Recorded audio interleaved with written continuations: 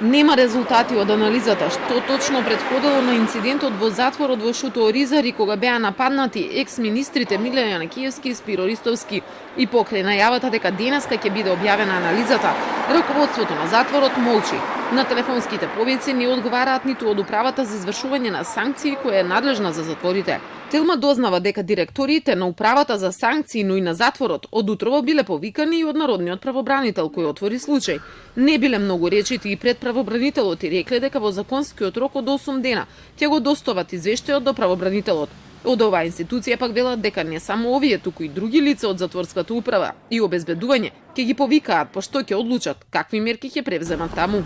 Во меѓувреме ниту Министерството за внатрешни не презема ништо.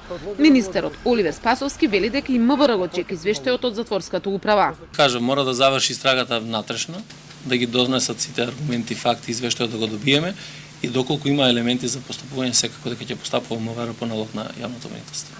Телма вчера објави дека викендов се прегледувале снимки на кои се забележани пропусти на определени членови на затворското обезбедување. Се проверувала и комуникацијата на притворениците Јанакиевски и Ристовски по доаѓањето во затворот, но и однесувањето на двајцата членови на Кумановската група, Есад Карфеџоли или Рим Красничи. Од кривичниот суд кој одлучува за притворите велат дека секоја затворска управа треба да ги контролира случувањата зад решетките. Надлежност судот во овој случај нема.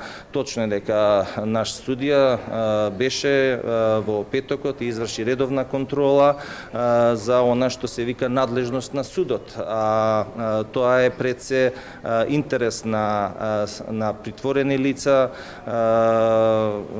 за текот на постапката, нели, жалбена постапка и слично.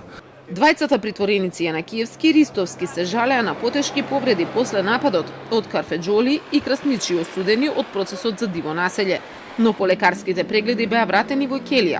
Во меѓувреме судот го пушти Јанакиевски во домашен притвор. Директорот на затворот Ѓоко Котевски по инцидентот најави дека со извештајот ќе се поднесе и оставка, но засега нема информации ниту за ова.